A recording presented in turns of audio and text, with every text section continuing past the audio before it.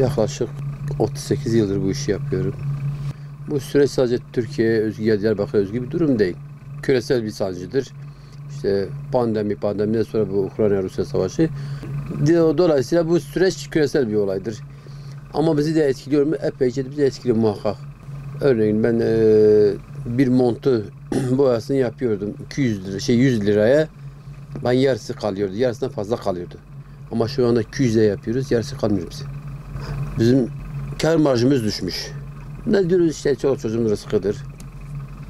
Hem kendi işimiz görülüyor yani rızk temin noktasında. Hem de vatandaşın da işi görülüyor. O da mağdur olmasın. Bu şekilde geçiriyoruz işte. Geçen yıllara göre bu sene diyebiliriz ki %50 belki artmış. %50 artmış çünkü insanlar gidiyor diyor ki kardeşim ben tabii fiyatta piyasada haberi olmayan için söylüyorum bunu.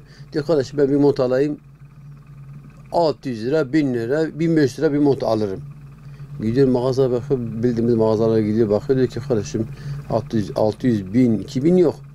6000 var, 7000 var, 8000, 10.000'e kadar mont var. Adam diyor kardeşim ben onu yapacağıma götürün kendi montumu tadilatıdır, boyasıdır, astarıdır falan filan işte ne gerekiyorsa yapayım. 3-5 yıl daha giyeyim. Dolayısıyla bize daha bir yönelme olmuş bu noktada. Hem biz kendi adımıza memnun muyuz? Evet memnunuz. Ama memleket açısında küresel yani ulusal olaylar yani bu fiyatların yükselmesi noktasında memnun değiliz. Çünkü sonuçta hepimiz aynı gemideyiz. Gemi batarsa hepimiz batarız. Genelde biz hakiki deri yapıyoruz. Bu son 1-2 yıldır emitasyon da çok geliyor bize. Emitasyonda da adam onu bile alamıyor açıkçası. Emitasyon çünkü 300 liraya alıyordu adam. Şu anda soruyor bakıyor 3000 lira emitasyon. Adam diyor kardeşim ben onu da yapayım.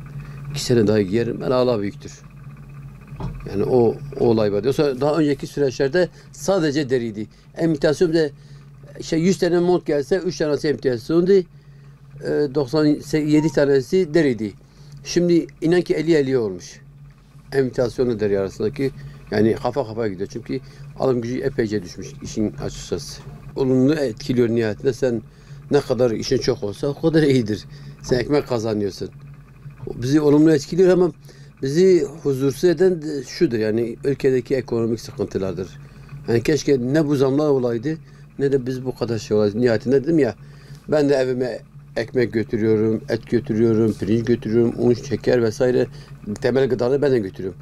Ona götürdüğüm zaman fiyatlar yükselince ben de etkiliyor. Yani bir şey değişmiyor. Tabii değişen ne olur? Alım gücü düşük olan gariban insanlar daha çok etkileniyor. Daha önce emitasyon pek nadir gelirdi. Gelse de ufak tefek sökükleri olurdu. Ondan dolayı gelirdi. Değil mi? Emitasyonda yükselmiş talep. Az yırtık olurdu, az sökük olurdu gelirdi. Ama şu anda adam pul pul yakası dökülmüştür. Dirsekleri dökülmüştür, göğüsleri dökülmüştür. Mesela örneğin şurada da vardır. Sökmüşüm yakasını. Örneğin gördüğünüz gibi şu montun yakası darmadağın olmuş. Normal şartlarda adam getirip yapmazdı bunu. Ama nedir? Alım gücü düştüğü için adam onu da getiriyor yapıyor. Yoksa daha önce bunlar gelmezdi dedim ya.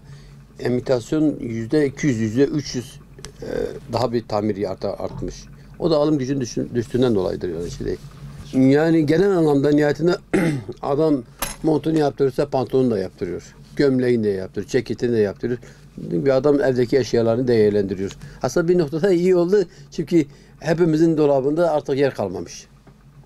Bir de bir nokta yani işin kısmına bakıyorum. Yani adamın evde 10 tane ceketi vardı, 20 tane gömleği var, 20 tane pantolonu var. Ne yapıyor?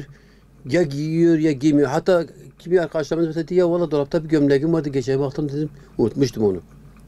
Ne demektir? Fuzulidir. İsrafın önüne geçirmiş olduğu bir noktada.